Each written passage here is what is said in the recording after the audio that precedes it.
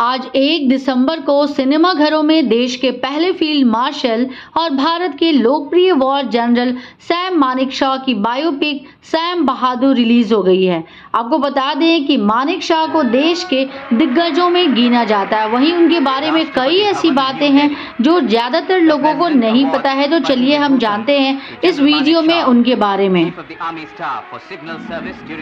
1971 के युद्ध के बाद सैम दिल्ली में मिलिट्री अस्पतालों के दौरे पर गए, जहां करीब 90,000 पाकिस्तानी आर्मी के कैदियों को रखा गया था। इस दौरान उन्होंने कैदी से पूछा कि आपको क्या चाहिए। इस पर एक कैदी ने कहा कि उन्हें कुरान चाहिए। सैम ने अपने एडीसी को तुरंत आदेश दिया कि वे उन्हें कुरान लाकर दे और शाम तक उस कैदी तक कुरान पहुंचा भी दिया गया। फिल्म सैम बहादुर फील्ड मार्शल सैम मानेकशॉ की जिंदगी को दिखाती है। इतिहास में इंडियन आर्मी का शायद ही कोई ऐसा जनरल हो जिसने राष्ट्रीय स्तर पर इतनी लोकप्रियता कभी हासिल की हो जितनी सैम को मिली थी। उनके निधन को 14 साल हो गए हैं, लेकिन आज तक उनकी बहादुरी के किस्से और उनके जोक्स लोगों के बीच चर्चा का विषय बने रहते हैं। अपने दोस्तों के बीच सैम के नाम से जाने जाने वाले भारत के पहले फील्ड मार्शल सैम हुर्मुसजी फ्रामजी जमशेदजी मानेकशॉ का जन्म 3 अप्रैल 1914 को हुआ था। मानेकशॉ भारतीय सैन्य अकादमी के लिए चुने जाने वाले 40 कैडेटों के पहले बैच के थे और उन्हें 4 फरवरी 1934 को 12 FF राइफल्स में कमीशन किया गया था। सैम मानेकशॉ को उनके दोस्त, उनकी पत्नी, उनके नाती, उनके अफसर या उनके मातहत या तो उन्हें सैम कहकर पुकारते थे या सैम बहादुर। सैम मानेकशॉ भारत के पहले फील्ड मार्शल थे। आज़ादी के बाद 1947 में भारत के विभाजन पर मानेकशॉ की इकाई 12वीं फ्रंटियर फोर्स रेजिमेंट की 4थी बटालियन पाकिस्तानी सेना का हिस्सा बन गई। इसलिए मानेकशॉ को 8 गोरखा राइफल्स में फिर से नियुक्त किया गया।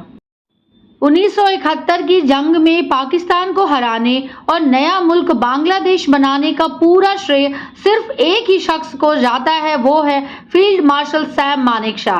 ये भारतीय सेना के इस लीडर की ही ताकत थी जिसने जंग खत्म होने के बाद पाकिस्तान के 90,000 सैनिकों को बंदी बना लिया था। उनकी शरारतों और मजाक के किस्से आज भी बेहद मशहूर हैं। वो भारत के एक ऐसे आर्मी चीफ थे जो उस समय की तत्कालीन पीएम इंदिरा गांधी की बात काटने से भी नहीं डरते थे, और इतना ही नहीं, वो इंदिरा गांधी को स्वीटी तक कह डालते थे।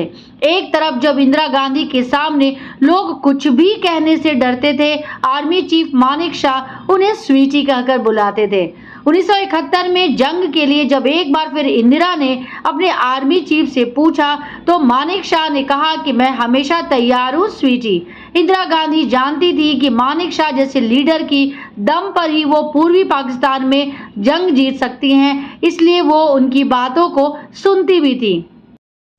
सैम मानेकशॉ को 8 गोरखा राइफल्स के सैनिकों ने सैम बहादुर का टाइटल दिया था, लेकिन आश्चर्य की बात यह है कि उन्होंने एक दिन के लिए भी गोरखा सैनिकों के साथ सेवा नहीं दी थी। सैम को फ्रंटियर फोर्स रेजिमेंट की एक बटालियन में एक अधिकारी के रूप में नियुक्त किया गया था, जिसमें मुख्य रूप से सिख सैनिक थे।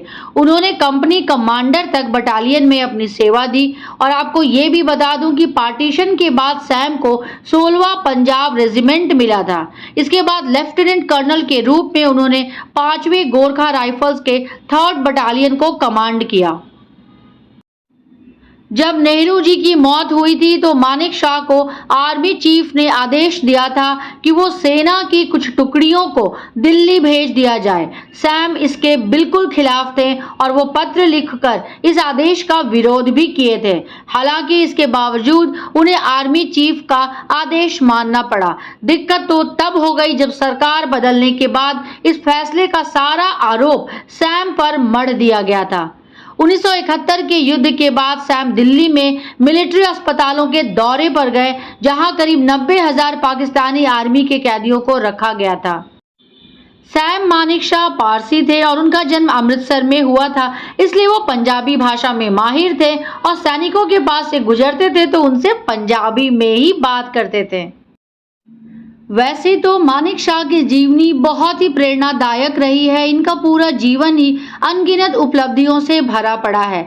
कहा जाता है कि मानेक शॉ के बहादुरी के किस्से सेकेंड वर्ल्ड वॉर से ही शुरू हो गई थी, जब 1942 में चल रहे दूसरे विश्व युद्ध के दौरान बर्मा के मोर्चे पर एक जापानी सैनिक ने अपनी मशीन गन की 7 गोलियां उनकी आंतों, जिगर और गुर्दों में उतार दी। जख्मी होने के बाद भी मानेक शॉ ने हार नहीं मानी और जंगे मैदान में डटे रहे थे। इसी दौरान एक और रोचक घटना हुई थी, जब इंदिरा गांधी ने जनरल से कहा कि क्या आप जंग के लिए तैयार हो, तो मानेक शॉ ने कहा कि I am always ready Sweety.